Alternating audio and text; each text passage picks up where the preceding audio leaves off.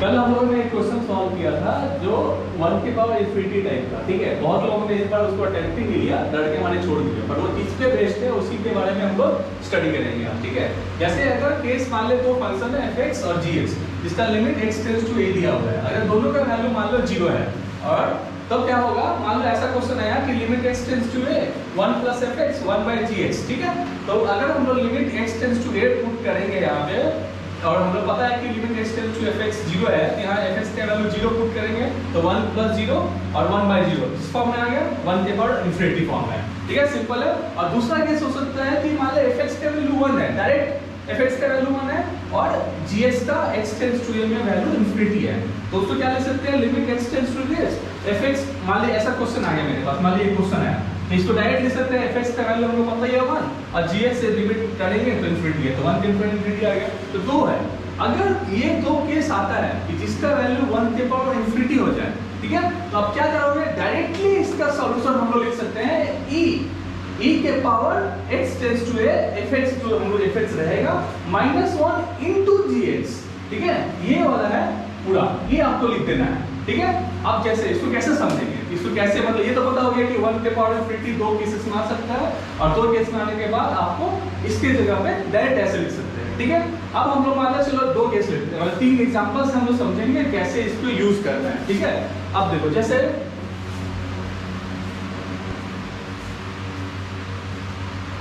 First question है हमारे पास, limit x tends to infinity 1 + lambda x के पावर x e के पावर इंफिनिटी, ठीक है। तो हम लोग पहले fx मेरे पास क्या है, 1 + लैम्डा x, ठीक है, और gx क्या है मेरे पास, x, ठीक है।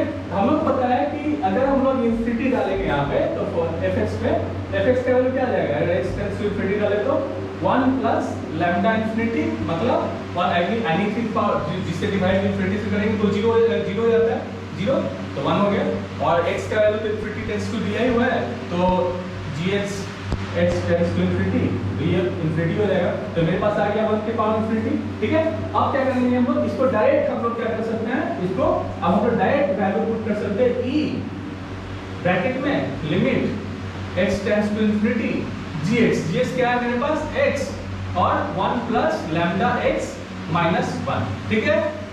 1 कट गया और x कट गया, तो क्या आ गया मेरे पास सीधा आंसर, e के पावर लैम्डा, ठीक है। ये हुआ फर्स्ट एग्जांपल। अब दूसरा एग्जांपल नोट कर लेते जल्दी से, ठीक है।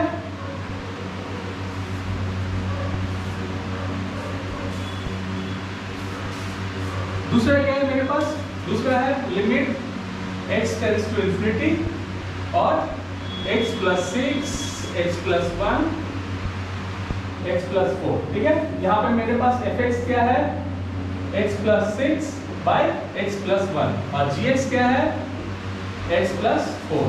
हम लोग क्या करेंगे, पहले x टेंड्स टू इंफिनिटी वाला पे चेक करेंगे कि इसका वैल्यू 1 हो रहा है कि नहीं, ठीक है, सॉरी इंफिनिटी x + 6, और इसको चेक करेंगे इसका वैल्यू, ये तो पता ही होगा, पढ़े होगा तुम लोग, ऐसे कर सकते हैं आराम से, बहुत इजी है,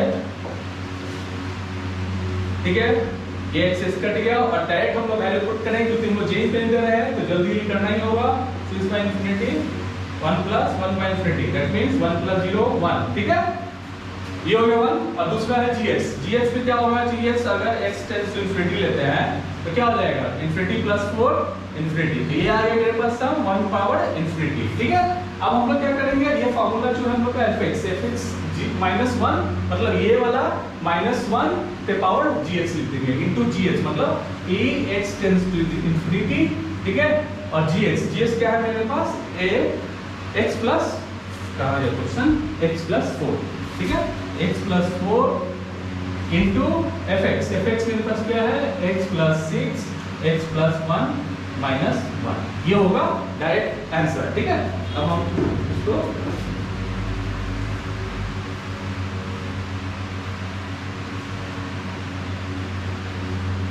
अब देखो,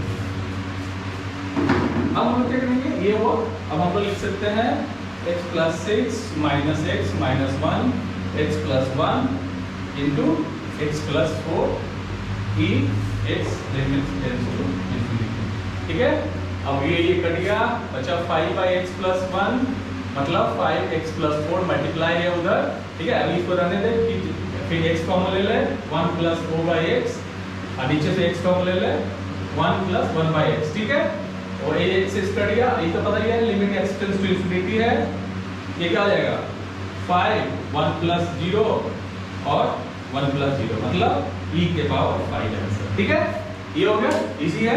अब दूसरा वाला क्वेश्चन, सबसे लास्ट, ये थोड़ा इसमें लॉग का भी यूज है, तो थोड़ा अच्छे से पढ़ देखना, इसमें लॉग का भी यूजेज है, ठीक है। तो हम लोग यहाँ तक इस क्वेश्चन को ले लेते हैं, ठीक है। एक मिनट, सॉरी थोड़ा टाइम। हाँ, अब देखो इसको करना हम लोग log 3 के पावर x पे, यहाँ पे क्वेश्चन पूरा x 3 है, base log 3 to the base x है, ठीक है। और यहाँ पे log 3x to the base 3 है, ठीक है। अब देखो जैसे इसको पहले चेक करेंगे, मेरे पास fx क्या है, ये थोड़ा बड़ा जगह चाहिए था, फिर क्वेश्चन बहुत अच्छा है, ठीक है। fx है ये, हमको इसको चेक करना है कि ये 1 है कि नहीं, तभी ना हम लोग वो वाला यूज कर पाएंगे। मतलब हमको पहले x tends to 1 log 3 to the base 3x use करना है। तो इसका पता है हम लोग log a to the base a क्या होता है, log a to the base a होता है, तो हम लोग ऐसे लिख सकते हैं इसको आराम से, ठीक है। और यहाँ पे आप डायरेक्ट वैल्यू पुट कर सकते हैं, तो log 3 बाय log 3 हो गया, मतलब 1 आ गया, ठीक है। तो ये हो गया 1। अब दूसरा वाला पोर्शन चेक करेंगे कि इंफिनिटी है कि नहीं, इसको भी x tends to 1 log x 3, ठीक है। इसको हम लिख सकते हैं log 3 बाय log x, ऐसे direct by putting the value x to 1, तो log 3 बाय log 1, log 1 का वैल्यू क्या होता है 0, तो एनीथिंग बाय 0 क्या हो गया इंफिनिटी, तो ये क्या हो गया 1 के बाद इंफिनिटी आ गया। अब हम लोग क्या करेंगे, यूज करेंगे वही जो फार्मूला होता है, मतलब e limit x tends to 1, ठीक है, gx माने log x3, ये log 3x माइनस 1, ठीक है। अब देखो यहाँ पे थोड़ा ध्यान से समझना, क्योंकि ये बहुत इंपॉर्टेंट स्टेप्स है जो हम लोग 10 में पढ़ते हैं, लेकिन 10 को हम लोग हमेशा मजाक में लेकर आगे बढ़े जाते हैं। वो क्या है, देखो यूज 10 वाला सर, ये जेईई मेंस का प्रीवियस ईयर पेपर है, मतलब 25 का नहीं, पहले 1918 का है।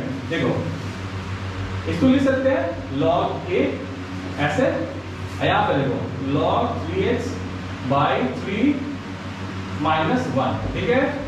अब यहाँ एलसीएम ले सकते हो इजीली, इतना तो पता है ना log a b क्या होता है, log a प्लस b, ठीक है।